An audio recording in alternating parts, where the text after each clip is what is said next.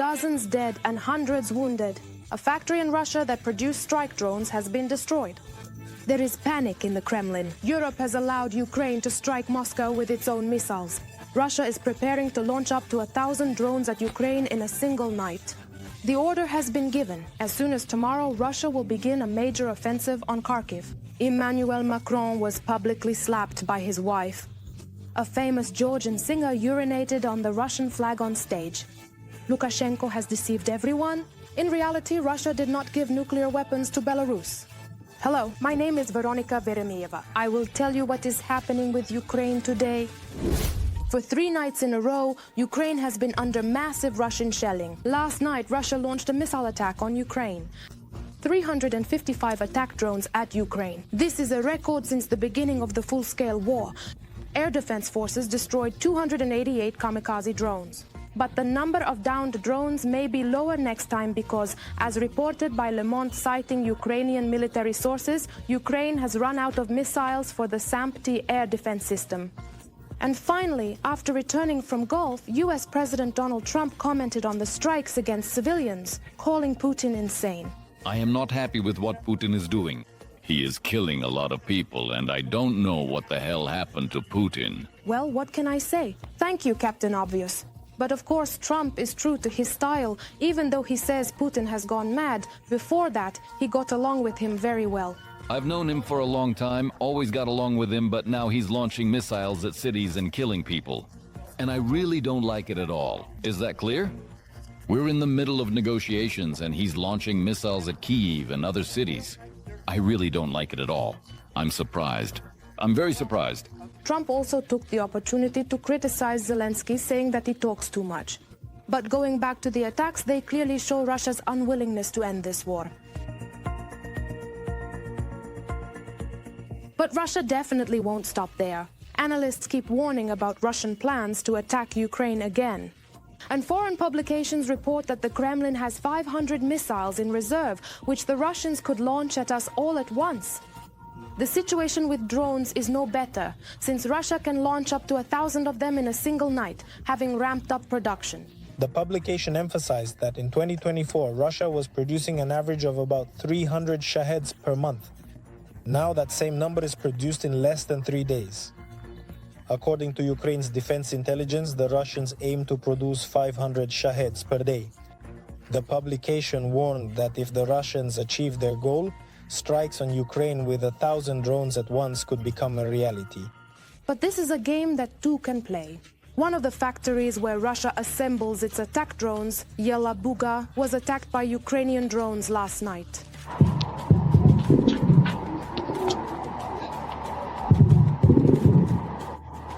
Drones also managed to hit a Russian chemical plant in the Ivanovo region, which produces components for Russian equipment and weapons, including missiles.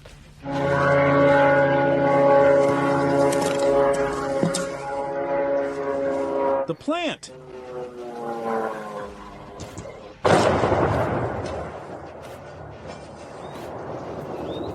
And this is yet another proof that for every Russian action, there is a counteraction. Russia does not want peace, and these daily air attacks on Ukraine are just the beginning. After all, as reported by the Financial Times, the Russians are currently producing missiles and drones faster than they are using them. Russia may be preparing a new large-scale air campaign against Ukraine, which could coincide with a possible new ground offensive. According to another publication, The Economist, Russia currently has 500 ballistic missiles in reserve. So, in both articles, analysts conclude that Russia is simply stockpiling reserves to launch new strikes, increasing pressure on Ukraine. However, it is not just potential, but very real pressure from Russia that Ukrainian soldiers are currently experiencing on the front lines. In total, on May 25th, 180 combat engagements were recorded, according to the General Staff. According to updated information, the invaders carried out 1 missile strike and 112 airstrikes, using 84 missiles and dropping 189 guided aerial bombs. In addition, the Russians used 3,005 kamikaze drones for attacks and carried out 4,961 shellings against our troops' positions in populated areas. Ukrainian soldiers are also reporting a critical situation in the area of the settlement of Chasiv Yar. Time Yar. To preserve the lives of our infantrymen, we were forced to withdraw to a safer line. There are constant shellings of our positions, and the enemy is also conducting detailed reconnaissance and using a large number of FPV drones. They are also scouting our logistics routes. The enemy destroyed our scouts vehicle. 300 guys. The military also reports a difficult situation on the front line in the Kostiantynivka direction. In the Kostiantynivka direction, the enemy continues active offensive actions on the flank, trying to break through in the area of Novolinivka and Rusin Yar. In some places, they have achieved successes and advances. The Russians are also pressing in the Pokrovsk direction, where they do not stop trying to reach the administrative border of the Dnipropetrovsk region.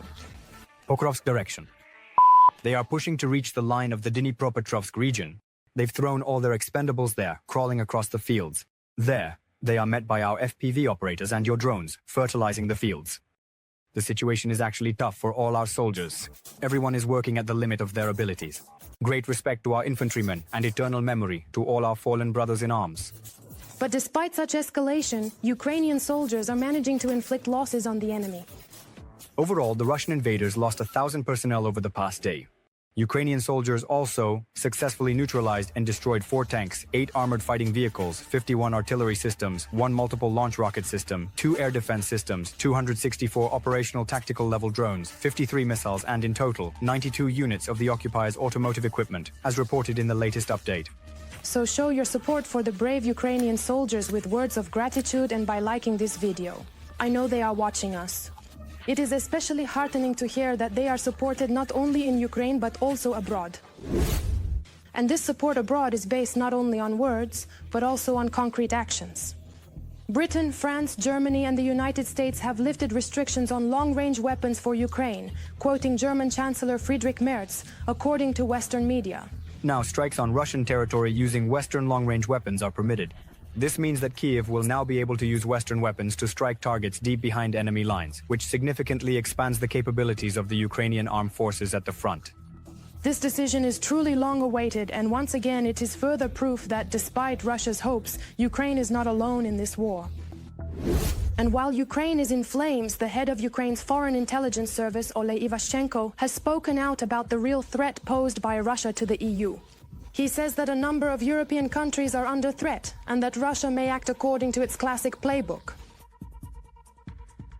They always consider the possibility that Kaliningrad is under threat, that NATO could take control of the region, or that some kind of color revolution could happen in Belarus.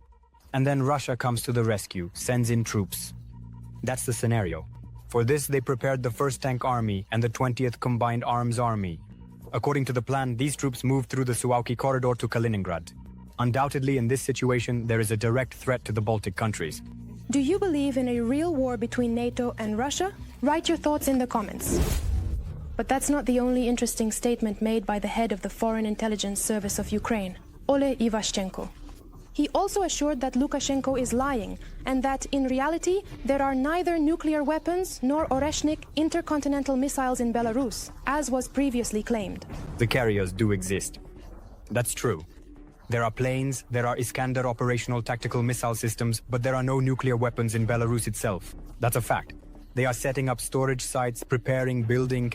Lukashenko says that by the end of the year they will have Oreshnik, but that sounds more like wishful thinking. As of now, there is nothing of the sort, and it's unlikely that anything will appear. Why do you think Russia is afraid to transfer such weapons to Belarus? Are they really afraid of a stab in the back? Every voice matters. Join our community, support independent journalism and help us bring you the truth from Ukraine. Become a member of Ukraine Today. Join us now. In June, Russia may launch a new large-scale offensive on Ukrainian territory. The publication Bild writes that 3 regions could be under potential threat: Kharkiv, Sumy and Dnipropetrovsk. In the Kharkiv region, the enemy has already amassed 50,000 troops and is about to launch an offensive. But is everything really that clear-cut? And does Russia have enough strength for a serious advance? Yulia Kogan investigates. This has been talked about a lot, and now everyone is writing about it again. Russia is preparing a large-scale major offensive against Ukraine. Military analyst Nico Lang told Bild that the Kremlin had been preparing the offensive operation in advance, and it is unfolding right now, despite any talk of peace. Putin never intended to agree to a ceasefire. He uses discussions as a way to create military realities on the ground.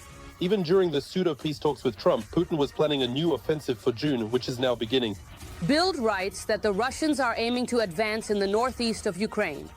Russia will try to advance in the Sumy, Kharkiv, and Dnipropetrovsk regions in order to create new problems for negotiations, in addition to the 4 formerly annexed regions.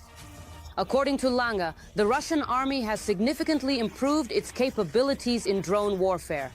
Russian forces have begun mass production of drones and are already actively using them in combat. The Russians are adopting the tactics of the Ukrainian armed forces and are achieving noticeable results. With the help of thousands of new drones and powerful electronic warfare systems, they strike Ukrainian supply lines every day, disabling dozens of logistics units. However, military expert Dmytro Snehiryov is convinced things are not as clear-cut as Bild writes regarding the offensive and the drones. But let's take it one step at a time. The Bild article is at the very least controversial.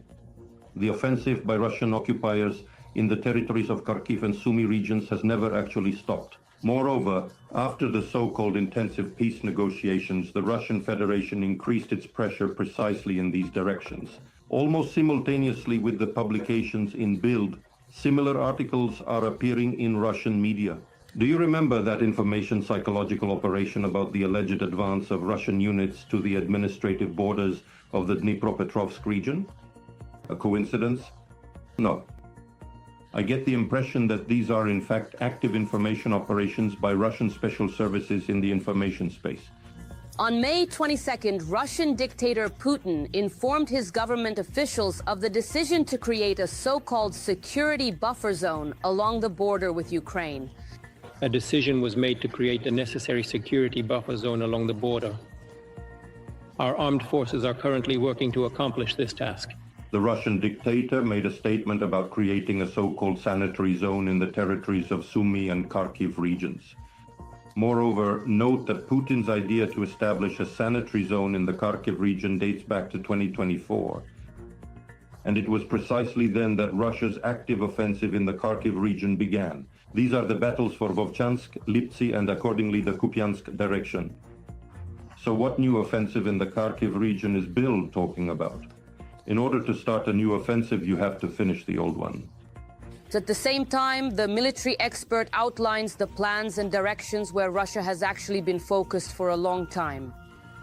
The strategic objective of the occupiers in the Donetsk direction will be an attempt to capture 4 major industrial cities in the Donetsk region that are under the control of Ukraine's defense forces. These are Kostiantynivka, Druzhkivka, Sloviansk, and Kramatorsk. Moreover, they will be addressing not only military issues, but also accordingly economic and political ones. The military issue is reaching the administrative borders of Donetsk region and gaining full control over the territory of this region. Economically, to prevent Ukraine and the United States, according to the signed agreements on joint extraction of Ukrainian mineral resources, from developing shale gas deposits. For a year now, Russian troops have been trying to create conditions to encircle Pokrovsk, and these actions may intensify in the summer. The situation is difficult. There, they will actually try to create the threat of an operational encirclement. Moreover, Pokrovsk will not be a priority. Their main goal is to block, to create a threat and exert military and political pressure on the Ukrainian leadership at the moment when there is a possibility to expand the theater of operations at the expense of the Dnipropetrovsk region. There are still 7 kilometers to the Dnipropetrovsk region in the Pokrovsk direction. That is a significant distance considering the pace of the Russians' advance. So, to say, as Bild reports, that the Russians will directly reach the Dnipropetrovsk region, expanding the theater of operations, no, these are just Russian threats. And then there's the Sumy region. It has also been in the enemy's plans for a long time. There will be increased activity. It is already happening, and accordingly they will try to expand their area of presence. According to the Intelligence Directorate, there are between 40 and 60,000 Russian operational reserves concentrated in the Sumy direction. The only thing is that for now they are blocked as a result of successful operations by the Ukrainian defense forces in the Kursk, Belgorod, and now also Bryansk regions. These are accordingly the blocked units of the operational tactical groups Belgorod and Bryansk. The total number is up to 100,000, plus accordingly those operational reserves, specifically from the Leningrad military district, which have been redeployed to this direction, and that's an additional 40,000. However, experts are certain that even in the worst-case scenario, the pace of the Russians' advance will be just as slow as it is in the Donetsk region. Meanwhile, Putin and his circle are dreaming about a buffer zone across all of Ukraine. Putin's deputy in the Russian Security Council and at the same time Russia's chief alcoholic Dmitry Medvedev is threatening that the buffer zone could end up covering almost all of Ukraine. They must have brought in another batch of hawthorn tincture. So these belligerent statements, well, there's really no point in taking them seriously at all. But notice, alongside these ridiculous statements, in addition to increased activity directly on the front line, there is a large-scale escalation in the use of strikes against Ukrainian territory using both aeroballistic and aerodynamic means of attack. In other words, they are making it clear that they are scaling up strikes not only on land, but will also keep virtually the entire territory of Ukraine under threat. Moreover, Medvedev published a video in which almost the entire territory of Ukraine is marked as a so-called buffer zone. If military aid to the Banderite regime continues, the buffer zone could look like this. Previously, Medvedev had already threatened to capture Kyiv and Odessa, threatened the West with nuclear strikes, and talked about Russian tanks in Berlin. Understood. And recently, he suggested that May 10th might not come in Kyiv at all. This is, well, just an element of information operations, nothing more. Once again, it's an attempt to put informational pressure on the Ukrainian leadership regarding the possibility of expanding the theater of military operations. One thing is clear, no matter what, the Russians have no intention of stopping. The first Deputy Minister of Foreign Affairs of Ukraine, member of the Ukrainian delegation at the negotiations with Russia in Istanbul, Serhiy Kyslytsya, said that during the talks in Istanbul, the Russians categorically refused an unconditional ceasefire. According to him, the Russian representatives acted in accordance with strict directives received from the Kremlin, which did not allow for the possibility of reaching an agreement with the Ukrainian side on a ceasefire. It was a delegation that was very experienced, but that did not have a mandate to take a step to the left or to the right. They apparently strictly adhered to the directives they had received. They voiced them and it seems carried them out. But I don't think that their directives included a position that would have allowed for the possibility of reaching an agreement with the Ukrainian side on a ceasefire. Kyslytsya also emphasized that despite proposals from both the Ukrainian and American sides for an unconditional cessation of hostilities, the Russian delegation did not show any willingness to take such steps. And several times during the negotiations, they said, in fact, an unconditional ceasefire is actually, truly, completely, and absolutely, without question, without any doubt, unacceptable. In reality, you can expect anything from the Russians. And what do you think? What surprises are the occupiers preparing for us? Share your thoughts in the comments. The former Chancellor of Germany received money from Russia. One of the banks has blocked the account of former German Chancellor Gerhard Schröder. And all because the ex-politician was receiving payments from Russia, according to the publication Bild.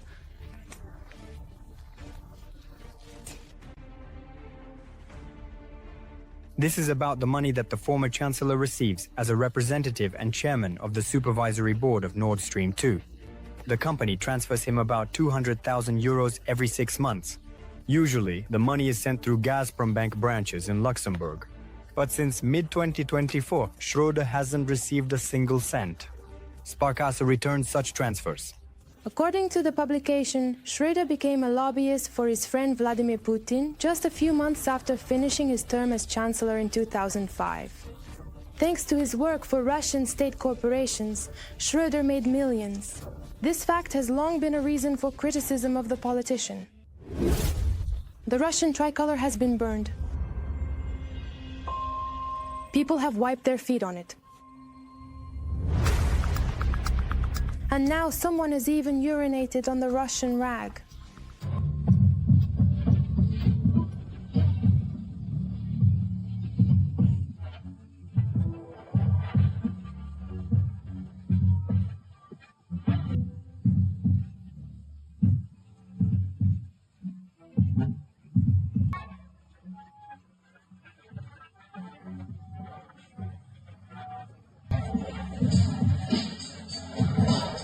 Such a spectacular performance was staged by Georgian singer Erkeli Getsadze at a music festival in Tbilisi.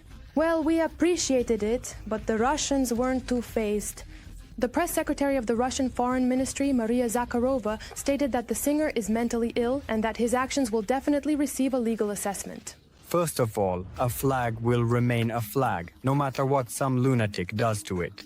Secondly, the law enforcement agencies of our country will give this disgraceful act an appropriate assessment.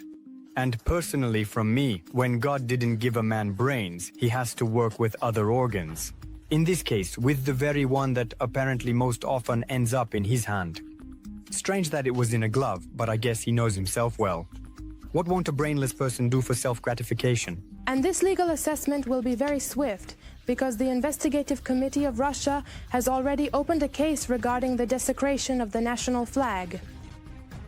The head of the Investigative Committee of Russia has instructed an investigation into the desecration of the state flag of the Russian Federation. Well, what can I say? I honestly don't even know. So you comment on it. And the next story is about how even presidential immunity can't save you from your wife's wrath. Journalists' cameras captured the moment when the First Lady of France slapped French President Emmanuel Macron. This happened during their visit to Vietnam.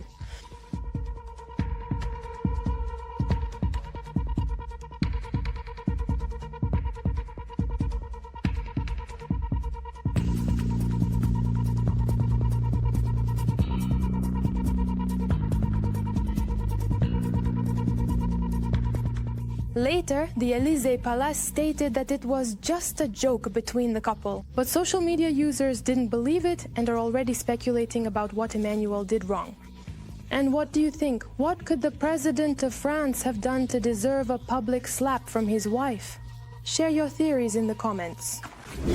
The world is bracing for another war. China has raised its readiness for a sudden strike on Taiwan, according to the Financial Times. China's air force and missile units are now so advanced that they can switch from peacetime to military operations at any moment. Other representatives of Taiwan's defense agencies confirmed that PRC missiles are capable of striking any point on the island. An unnamed Pentagon official reported that about 10 Chinese Navy and Coast Guard ships are constantly stationed near Taiwan. So is the world really just one step away from another war? What do you think? Write your thoughts below this video. That's all for now. Give this video a like, subscribe so you don't miss the next episodes, and we'll definitely see each other again.